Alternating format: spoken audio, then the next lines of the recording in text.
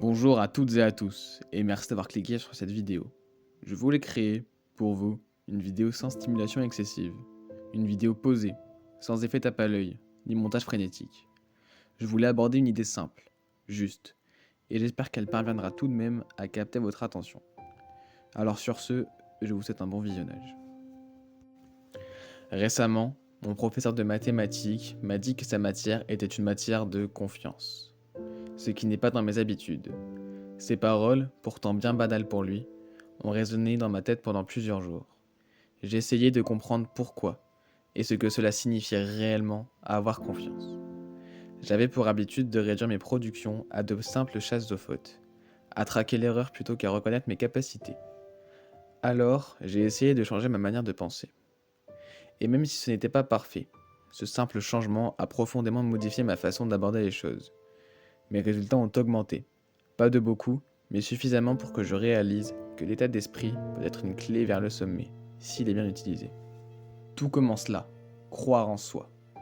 Ce n'est pas croire que l'on est meilleur que les autres, mais être persuadé que l'on peut progresser, apprendre et s'améliorer. Ce n'est pas seulement un « je peux le faire », c'est une conviction profonde qui pousse à avancer même quand tout semble flou. C'est ce qui fait la différence entre celui qui essaye et celui qui renonce, entre celui qui avance et celui qui reste bloqué. C'est croire en sa propre lumière, même quand personne ne la voit encore. La confiance consiste surtout à accepter l'échec sans perdre sa valeur. Elle nous apprend à cesser de chercher la perfection et à commencer à nous faire confiance dans l'imperfection. Elle n'est pas une armure, mais une respiration. Celle qui dit « je ne sais pas encore comment, mais j'y arriverai ». Et moi, dans mon exemple en mathématiques, c'était justement cette quête de perfection qui menaçait ma confiance. D'un point de vue concret, la confiance en soi agit comme un moteur psychique. Elle influence nos pensées, nos comportements, nos émotions. Une personne confiante libère son potentiel parce qu'elle s'autorise à agir. Et l'action, c'est ce qui fait toute la différence. Sans confiance, la peur décide à notre place. Elle nous fait reculer avant même d'avoir essayé. Mais avec la confiance, on avance même avec la peur. Les chercheurs en psychologie parlent d'un cercle vertueux. Plus tu agis, plus tu gagnes de l'expérience. Plus tu gagnes de l'expérience, plus tu renforces ta confiance. Sur le plan émotionnel, la confiance agit comme une source d'énergie. Elle influence la posture, la voix, la manière de se présenter. Et cette énergie attire naturellement les opportunités. Les gens font plus facilement confiance à quelqu'un qui croit en ce qu'il fait. C'est pour cela que dans le monde professionnel, dans le sport ou dans la mode, ceux qui ne réussissent ne sont pas toujours les plus talentueux, mais souvent ceux qui ont osé croire en eux avant que les autres ne le fassent. La confiance te donne de la cohérence, tu deviens plus clair dans tes objectifs, plus calme dans tes décisions, plus résilient face à l'échec. Elle te permet de garder ton cap, même quand tout semble aller contre toi.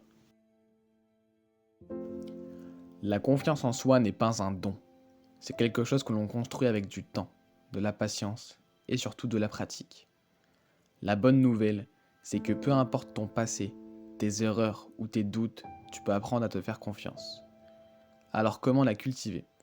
Tout d'abord, il faut cesser de se comparer. La comparaison est le poison de la confiance. Elle fait croire qu'il faut ressembler aux autres pour exister, alors qu'il suffit d'être soi. Ensuite, il faut accueillir l'échec, non pas comme une preuve d'incompétence, mais comme un outil d'apprentissage. Chaque difficulté peut devenir un exercice de croissance intérieure. Ensuite, il faut pratiquer la bienveillance envers soi. Il faut se parler comme on parlerait à un ami, reconnaître ses efforts, même minimes.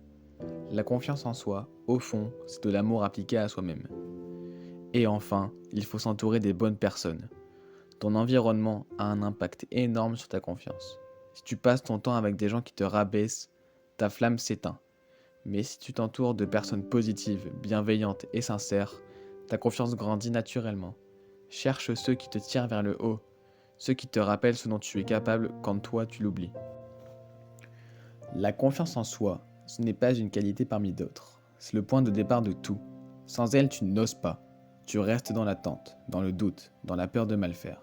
Mais avec elle, tout change. Tu passes à l'action, tu te donnes une chance, tu avances même sans savoir exactement où tu vas. La confiance en soi, C'est ce moteur invisible qui te pousse à croire que tu peux y arriver. Ce n'est pas une certitude de réussite, mais une certitude de persévérance. Et c'est cette persévérance qui finit par créer le succès. Tu ne deviens pas confiant du jour au lendemain, mais chaque fois que tu essayes, chaque fois que tu relèves la tête, chaque fois que tu refuses d'abandonner, tu nourris cette force intérieure. Et un jour, sans t'en rendre compte, tu regardes derrière toi et tu réalises que tu es devenu la personne que tu voulais être depuis le début. Alors oui, crois en toi. Pas parce que tout sera facile, mais parce que tu seras capable d'y faire face. La confiance en soi, ce n'est pas ce qui t'assure la victoire, c'est ce qui t'assure de ne jamais arrêter d'avancer. J'espère que cette vidéo t'aura aidé. En tout cas, merci d'être resté jusqu'ici. N'hésite pas à t'abonner et à laisser un commentaire. C'était une Grise Zone. Tchuss!